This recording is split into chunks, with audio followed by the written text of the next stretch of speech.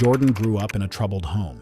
His father, Robert, later admitted he hurt Jordan, his mother, and the other children. In 2011, Jordan lost his older brother, and according to the defense, he never recovered from that. He attended Fort Cherry High School near Pittsburgh, where he was once a promising football player. But that promise faded. His teenage years were marked by multiple incidents. At 16, he was found delinquent for causing serious physical harm. In 2009, he admitted to 2 thefts involving weapons in Canonsburg. By late 2011, Jordan was in a relationship with 21-year-old Carissa Kunko from Baldwin Borough. But it quickly became toxic. In December, she went to his home early one morning. He was still asleep, but when he woke up, he lashed out. He punched and scratched her. She left with visible bruises. The next day, she filed for a protection order. Just weeks later, despite the order and an active warrant, Jordan messaged her on Facebook. He begged to meet. He said he'd hurt himself if she refused. Carissa felt torn, still caring, still afraid. On January 11th, she picked him up in Pittsburgh. That night, he used her debit card, then her father's. He bought gas, a video game system. Surveillance would later show him making the purchases. But Carissa, she wasn't seen again. What drove him to take her life? The people in court said it was fierce jealousy and fear of punishment for earlier charges. He feared jail time for not turning himself in. He told Carissa he would harm himself unless she met him. His motive seemed tied to desperation and wanting to control what happened next. Around 2 a.m. on January 12, 2012, Jordan crashed Carissa's car into a tree in Mount Pleasant Township. Later, surveyors found her body hidden in leaves behind the vehicle. Her neck had deep cuts. Jordan called a friend, crying and apologizing and indicating she did not survive. He already knew and took responsibility. He then gave himself up at the state police barracks. Investigators saw he wore shoes with red stains. He admitted he had been with her the night before. On May 11, 2015, a jury found Jordan, then 26, responsible for causing her passing, for serious physical harm, for mistreatment of a body, for tampering with evidence, and for unauthorized use of payment cards. The jury heard about his earlier harmful acts and that Carissa had a protection order when he met her. Those factors made things more serious under Pennsylvania law. The judge refused a defense request to argue intoxication as a way to lower the main charge. There were claims he was under the influence, but nothing showed he didn't mean to act. On May 14th, the jury recommended the highest penalty. One juror called that verdict bittersweet. Carissa's family later said it felt like justice and brought some closure, even though they still felt deep loss. On May 15, 2015, the judge formally imposed the highest penalty. He also gave Jordan prison time for the other offenses, running at the same time, totaling 21 to 42 months. Jordan filed appeals. In January 2019, Pennsylvania's top court kept the verdict and penalty in place. They rejected claims of trial mistakes or bias in where the trial happened. In October 2019, the U.S. Supreme Court did not take his case. In February 2020, a federal judge paused the process while looking at constitutional issues. As of 2025, Jordan remains in the unit for people facing the highest penalty at SCI Green. Up next is one child, dozens of bruises, and a mother too afraid to act. Patrick Ray Haney Jr. was born around 1984 or 1985. He grew up in a home where things were unstable. He moved often between his father's home, his paternal grandparents, and his maternal grandmother. His mother had drinking problems. She spent about 2.5 years in prison after a driving incident that led to someone's passing in Fairmont, West Virginia. Haney said he was spanked sometimes but did not report ongoing mistreatment. He also admitted to federal probation for making fake money. He had past charges for harming someone at home in West Virginia. In September 2011, Haney was about 27. He lived in Point Marion, Fayette County, Pennsylvania. He lived with his girlfriend, Heather Forsyth, and her son, Trenton Lewis St. Clair, who was about 4 years old. Between early and mid-September, Trenton started showing bruises in many places. Heather asked Haney about them. He said Trenton must have fallen or scraped himself while playing. On September 10th, Heather came home from a funeral and saw Haney hurting Trenton. She saw him slap, kick, and hit the child. Red marks were clearly visible. Soon after, Trenton felt sick. He had stomach pain and was vomiting. Heather felt scared. She felt guilty for not protecting her son. On September 13th, Haney agreed to take Trenton to a hospital. He made Heather give him her phone, saying he could drive faster. During the drive, Trenton stopped breathing. Heather tried CPR in the car. At the hospital, staff said Trenton had already passed away.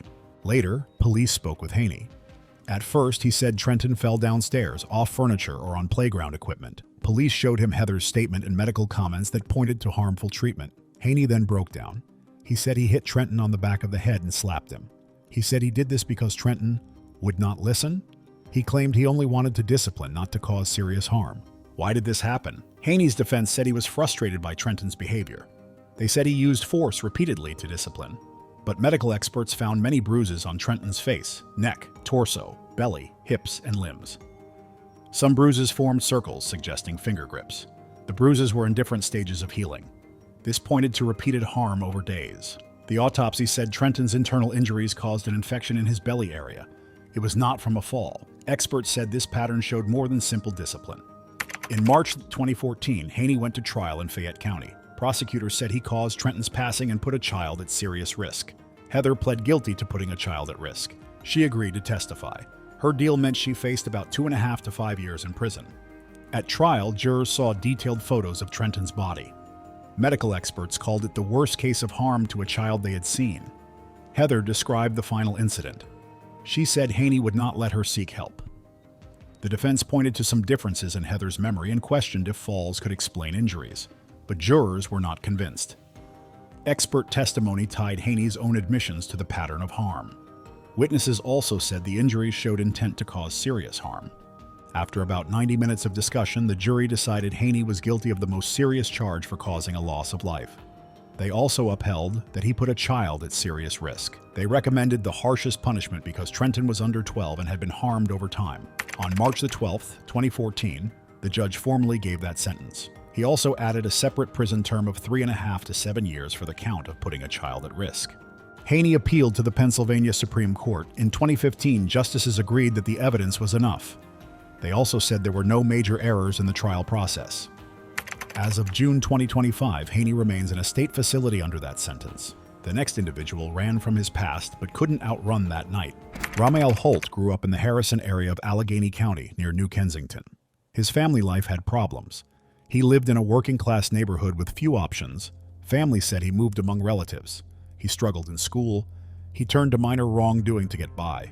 He came from a home that was relatively stable in the beginning. Over time, his path grew unstable. In his late teens and early 20s, he had brushes with minor offenses. On the evening of November 4th, 2017, Officer Brian Shaw, age 25, stopped Holt's vehicle on Leishman Avenue in New Kensington. Shaw did a routine check. Holt had a handgun without permission. Shaw did not know this. As Shaw asked questions, Holt drew the weapon. A single shot rang out. Shaw lost his life near his cruiser. Surveillance cameras recorded the scene. That video became central in court. It affected both families deeply. No one can say exactly why Holt did this. Prosecutors said he panicked. They argued he feared arrest or going back to prison. They said he chose to use the weapon to avoid capture. They described him as a frightened man who reacted wrongly under pressure. Holt did not testify. His personal explanation remains private. The defense pointed to his tough background. They noted hardship and unstable life. They said he felt cornered, but they could not deny he had the weapon or what happened. Right after the incident, someone called 911. Officers arrived and found Holt trying to leave the scene. He let go of the weapon when stopped. He did not resist. He was taken into custody on the spot. The trial began in late 2019 in Westmoreland County. Prosecutors charged him with intentional homicide of a law enforcement officer. That offense carries the highest penalty under Pennsylvania law. They showed the video. They presented forensic evidence and details about the weapon. The defense focused on his past hardships. They aimed to show him as a person under pressure, but the act itself was clear. In November 2019, the jury met to decide. They had to determine if the act was intentional and without legal excuse. They found him guilty. They convicted him of intentional homicide and of possessing a weapon when not allowed. The evidence left little room to doubt. Next came sentencing. Prosecutors sought the highest sentence, and which applies when an officer dies.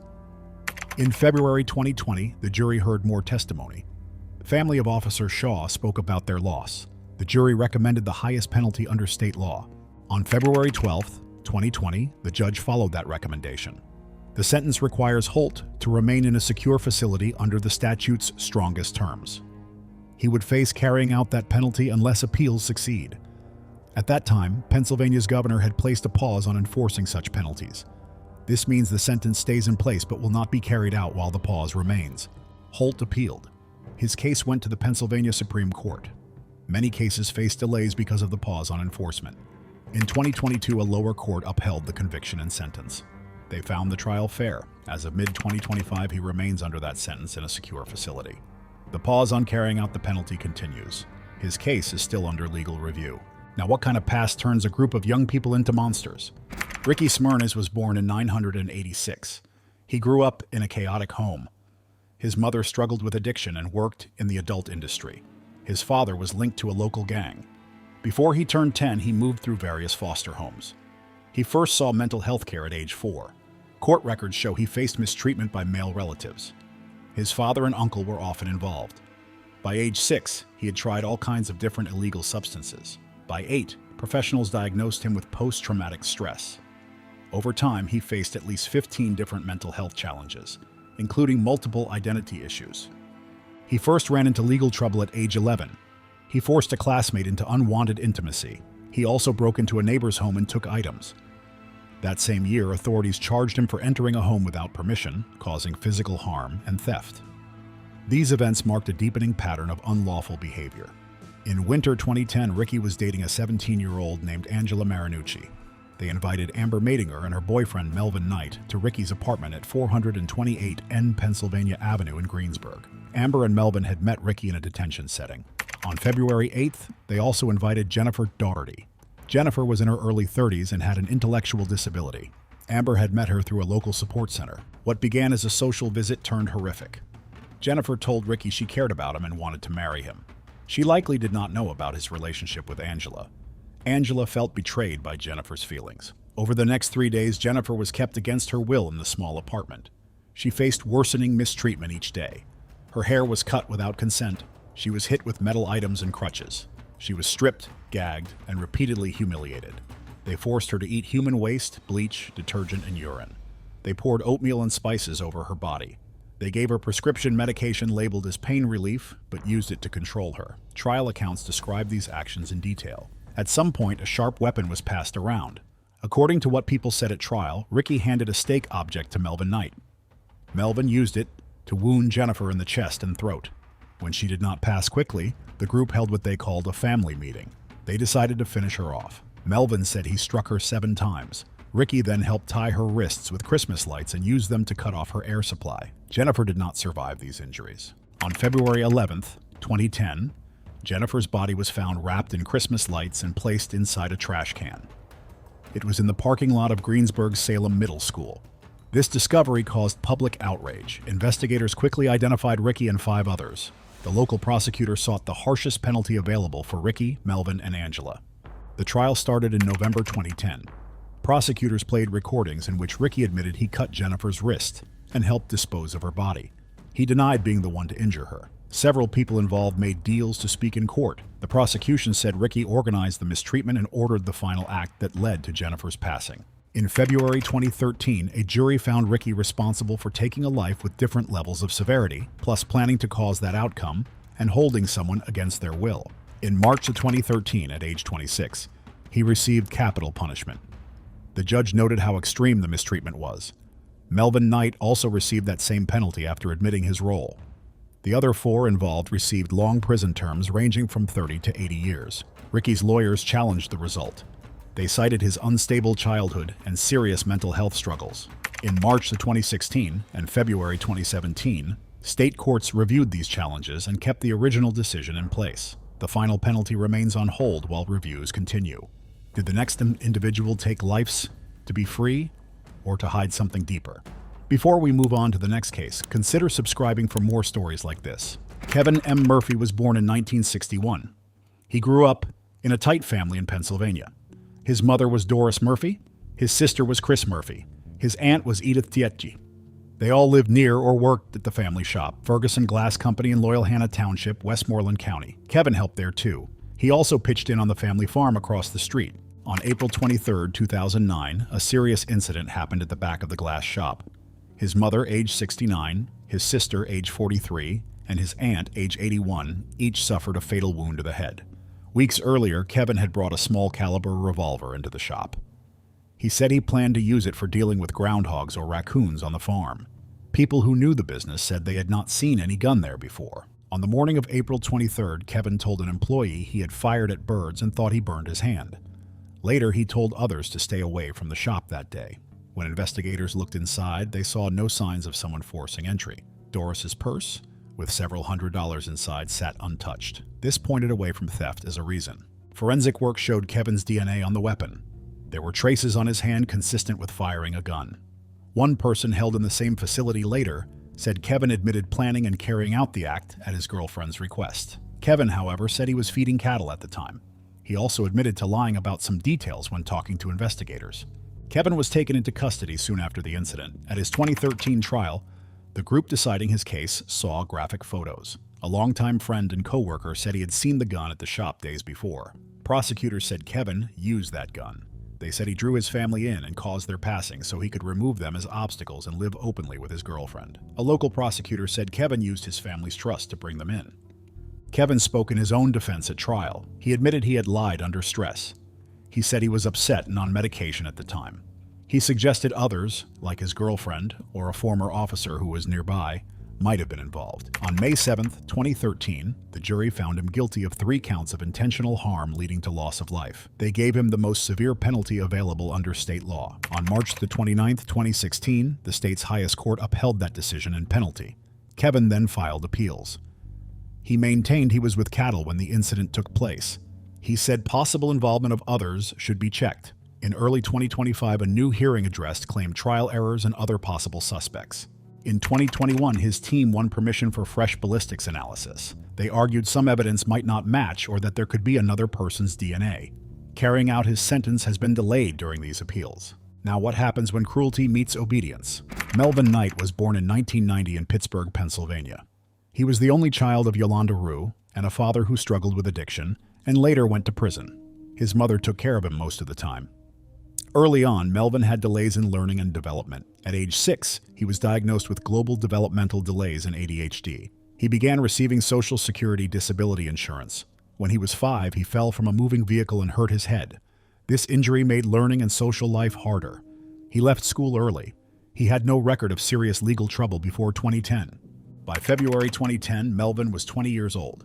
He was without a home and traveling with his pregnant girlfriend, Amber Madinger. They arrived in Greensburg, Pennsylvania. They stayed in a hotel for a while, then they took a bus to see Ricky Smirnes, someone Melvin knew from earlier confinement. At Smirnes' place, they met Jennifer Doherty.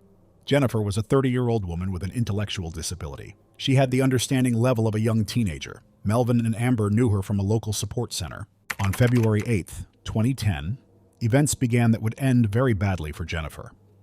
After she arrived at the apartment, people started to ridicule her. They stripped her clothes off. They poured mouthwash and spices over her head. They shaved her hair. They hit her with bottles and items found in the home. They tied her with Christmas lights. They forced her to drink mixtures made with urine, feces, detergent, and medication. Each time she tried to refuse, they used force to make her comply. Melvin took part in moving her around under Smirnes' direction. They put a sock in her mouth. They forced her into unwanted, intimate contact in the living room. Each time she pushed back, the mistreatment grew worse. On the night of February 10th, 2010, the group decided to end her life. Smirnes handed Melvin a sharp weapon and told him to strike Jennifer. Under pressure, Melvin wounded her multiple times in the chest and her throat while she knelt in a dark bathroom. She took her final moments slowly and in fear. When the wounds did not end her life right away, Smirnes stepped in. He cut her wrists and tightened the Christmas lights around her neck until she stopped breathing. After that, they wrapped her body in plastic. They hid it in a trash can. They placed the trash can beneath a school bus. Early the next morning, someone found the trash can under his vehicle. Inside was Jennifer's body, still tied and injured. Authorities identified her right away. They traced what happened back to Smirnes' apartment. They arrested all 6 people involved, including Melvin. Each one admitted what they had done. Melvin pleaded guilty on April 12, 2012. He admitted responsibility for causing Jennifer's passing, taking her against her will, planning with others, and severe harm.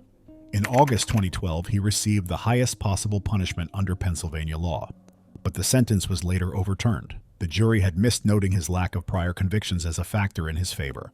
The state high court sent the case back. In November 2018, a new jury reviewed the punishment phase. Melvin's team shared reports from mental health professionals. They talked about his developmental delays, ADHD, and limited daily skills. His mother explained his difficult start before birth, the disability support he received, and his lifelong struggles. The other side stressed how brutal and planned the harm had been. They described Melvin's role in the torture and the final act that led to Jennifer's passing. On November 15, 2018, the jury again decided on the highest punishment. They weighed the cruelty and planning against the factors in Melvin's favor and found the harm outweighed them. Melvin appealed, raising issues about his intellectual challenges and how jurors were chosen. In November 2020, the Pennsylvania Supreme Court reviewed his appeal and kept the sentence. The court said the decision was fair and not based on bias or emotion. In March 2021, Melvin took his case to the U.S. Supreme Court. That request is still pending. As of June 13, 2025, he remains under the highest punishment at SCI Phoenix, awaiting further review. The next man's beliefs weren't just written online, they were loaded, aimed, and fired. Richard Andrew Poplawski was born in 1986 in Pittsburgh, Pennsylvania. His mother, Margaret, was 17 at the time. His father, Richard Sr., was 32. Their marriage lasted 6 months and ended in divorce in 1989. Both parents had issues with driving under the influence. Neither met child support obligations. He grew up mainly with his mother and grandmother. Sometimes he stayed with his grandfather. Reports say the grandfather could be cruel. The home life had many conflicts. In high school, Poplawski was expelled from North Catholic High School during his junior year. The exact reason was not made public. He later joined the U.S. Marine Corps. He threw a food tray at a drill instructor. He was discharged during boot camp. He faced accusations after a dispute with his girlfriend. A protection order was issued against him. He lost a job at a glass factory. He got into fights with neighbors. He faced charges related to using racial slurs. From 2006 to 2009, he lived briefly in Florida. He then returned to Pittsburgh. He adopted 2 pit bull mixed dogs. One dog repeatedly urinated on his mother's carpet. This led to ongoing conflict at home. He posted on extremist websites. He believed in conspiracy ideas about a Zionist-occupied government. He expressed dislike for the police. In March 2009, he wrote online that the Jews control society. He posted images of a pro-American tattoo. He shared links to videos about government-run camps by FEMA. Was this anger at authority or deeper bias? Prosecutors said his beliefs drove him to target officers. On April 4, 2009, he argued with his mother over a dog's accident indoors. She called 911. She told the operator that her son had firearms and asked for help removing him. The dispatcher report did not note that the weapons were legally obtained. At about 7:11 a.m., officers Paul Shulo II and Stephen Melee arrived at 1016 Fairfield Street in Stanton Heights. Poplawski wore bullet-resistant armor. He lay in wait with a semi-automatic rifle, a shotgun, a revolver, a .380 handgun, and over 600 rounds of ammunition. He fired at Officer Shulo as soon as the door opened. Officer Shulo lost his life immediately. After a brief exchange, he fired at Officer Mail. Officer Mail also lost his life. Officer Eric Kelly was returning from an overnight shift. He stopped to help. As he stepped out of his SUV, Poplawski fired at him. Officer Kelly lost his life. A standoff then lasted about 4 hours. Poplawski wounded other officers during that time. He was shot in the leg and then gave himself up. During the standoff, he called a friend and said, "Eddie, I'm going to die today. Tell your family I love them." He was taken into custody and treated at UPMC Presbyterian Hospital. Later, he moved to Allegheny County Jail. He was formally charged and arraigned. On April 21, 2009, prosecutors said they would seek capital punishment. Judge Jeffrey Manning handled the case because of that. Pre-trial motions and evidence exchange happened in mid-2009. The trial was first set for late 2010. It was delayed until April 25, 2011. The trial began on June 20, 2011. During the trial, DNA and ballistics evidence linked him to the firearms used that morning. Prosecutors pointed to his online posts as motive. They described him as someone who waits in ambush for officers. The defense admitted he took their lives, but highlighted his troubled upbringing. They noted a chaotic household, unstable environment, no father figure, and a grandfather with racist views who once shot a telephone and even the family cat. For leniency, they said he acted out of rage at authority and did not plan such harm in detail. On June 25, 2011, the jury found him guilty of ending the life of 3 officers and 25 other charges. On June 28, 2011, he was given capital punishment. He is held at SCI Somerset, a medium-security prison in Pennsylvania. He remains under that sentence. A date was set for carrying out the sentence on March 3, 2017, but it was delayed on February 16, 2017, due to appeals over legal representation. He continues to await resolution of those appeals on Roe. Jeffrey Robert Martin was born around 1957 or 1958. He grew up in a rural area near New Geneva, Pennsylvania. Details about his family life are limited. By the early 2000s, he lived in New Geneva. He worked as a farmhand on remote horse farms in Dunkard Township. Neighbors saw him as someone who kept to himself. There was no record of aggressive behavior or legal trouble in public records. Yet, a serious event emerged beneath this quiet appearance. On June 13, 2006, 12-year-old Gabrielle Miranda Gabby Beshin left her parents' home on her ATV. She planned to visit the horse farm where Martin worked. She did not come back. Gabrielle was reported missing. A search began across Greene County. 5 days later, volunteers found her ATV buried under manure on that farm. Nearby, they discovered her remains buried in a shallow spot covered with horse manure. Investigators turned their focus to Martin soon after. In a recorded statement, he told police that Gabrielle had threatened to tell her parents he had inappropriately touched her. He said he panicked when she spoke up. He said he grabbed her arm. She said she would tell her parents about the touching. He said he cut off her air supply with his hands. He described applying pressure to her neck until she was no longer moving. He then used a backhoe to bury both her and her ATV under manure. His words show his state of mind at the time. He felt fear. That fear led to panic. That panic led to a severe act with a tragic outcome. He faced charges that included ending her life and non-consensual contact. The case went to court in May 2008. During the process, the recorded statement was played for the jury. Investigators showed photos of the discovery site and the burial spot. The prosecution said Martin had inappropriate contact with Gabrielle before ending her life to stop her from telling others. Martin spoke in his own defense. He denied involvement. He said someone else, a driver of a white pickup truck, was responsible. The jury did not accept this claim. After 6 days, they concluded he was responsible for all charges. On September 17, 2008, the court announced its decision. Martin received capital punishment for ending her life and non-consensual contact. He also received additional long prison terms for related counts. The Pennsylvania Supreme Court upheld that penalty in 2014. His legal team had appealed, but the outcome stayed the same. He remains in a high-security facility. In February 2023, at age 65, he renewed his appeal. He cited concerns about his legal representation and pointed to new DNA testing methods that he says could affect the case. Although a state order to carry out his final sentence was issued in 2016, state leaders have kept the pause on carrying it out. No such penalties have been carried out in Pennsylvania since 1999. The next trial hadn't even started when everything got worse. Kenneth Hairston lived in the Garfield neighborhood of Pittsburgh.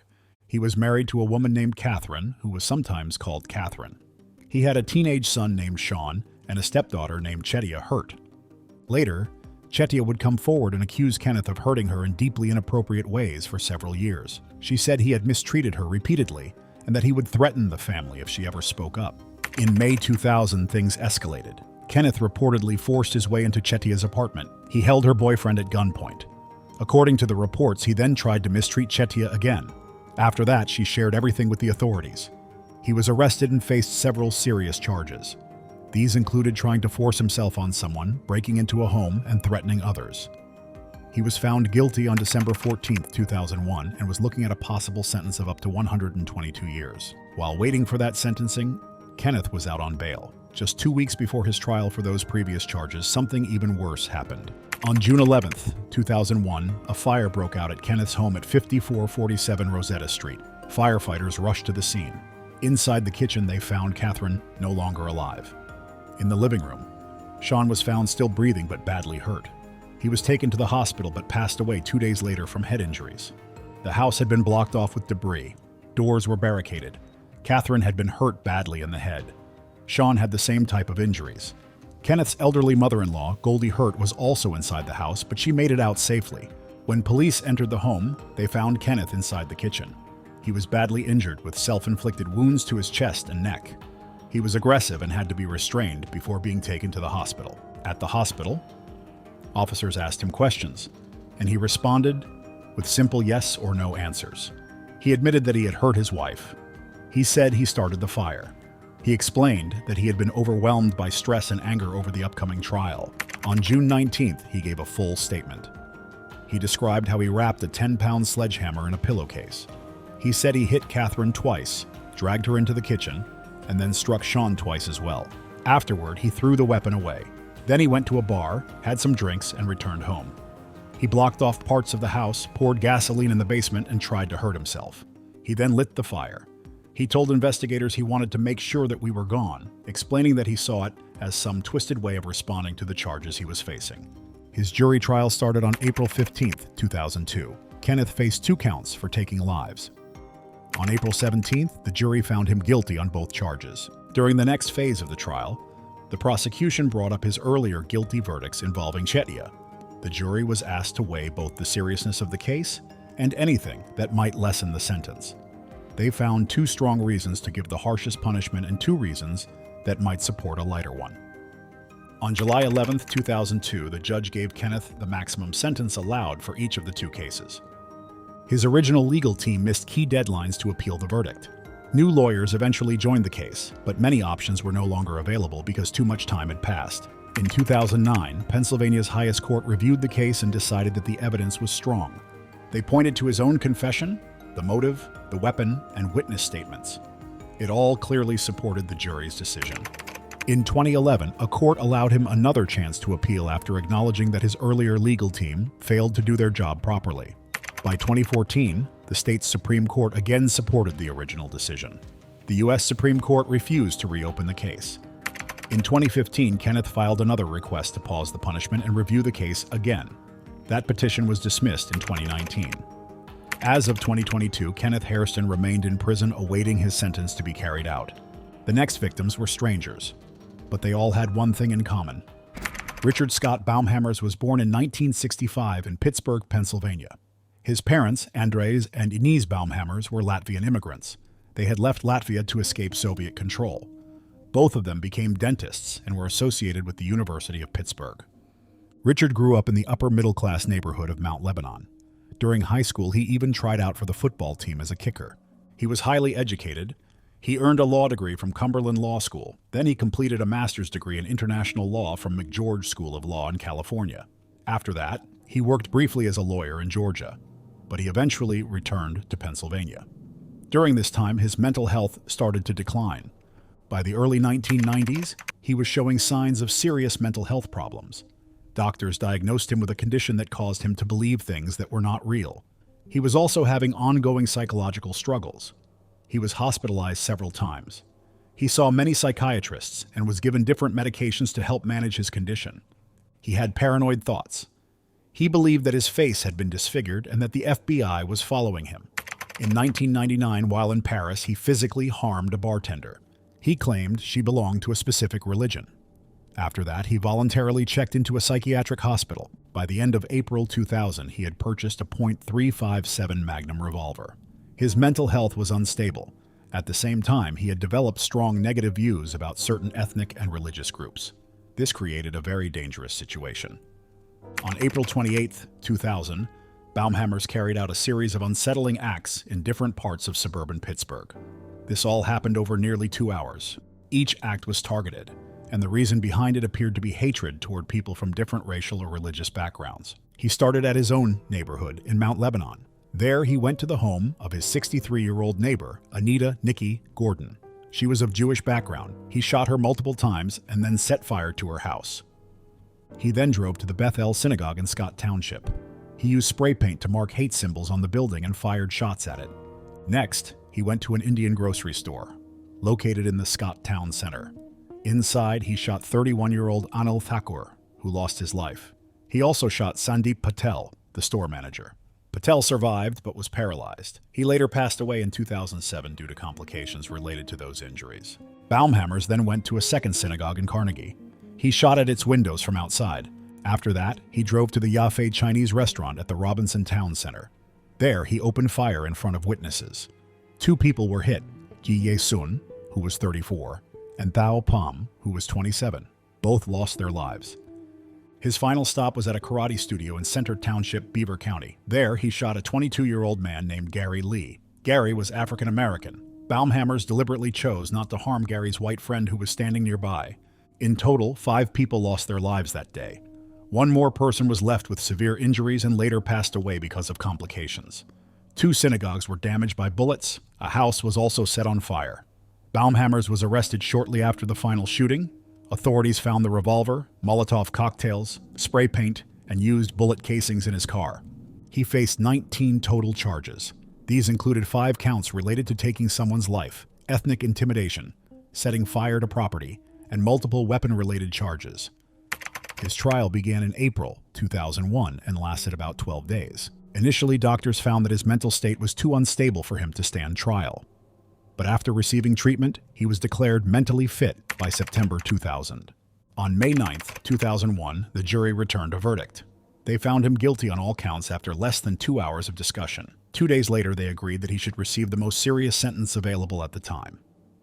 On September 6, 2001, Judge Jeffrey Manning finalized the sentence. Baumhammers was given the highest punishment allowed by law, and an additional sentence of 112 to 225 years in prison. He appealed the decision multiple times. His lawyers argued that his legal team had not done a good job and that his mental health issues should have made a difference. But the Pennsylvania Supreme Court rejected all of these appeals. They upheld the original sentence in both 2008 and again in 2014. His efforts to get federal-level relief also failed. In January 2010, the state signed a legal document that scheduled his sentence to be carried out on March 18th. But in February, the court approved a delay. In 2015, Pennsylvania placed a halt on all such punishments. Because of that, Baumhammers remained alive and held at SCI Phoenix as of the latest available records.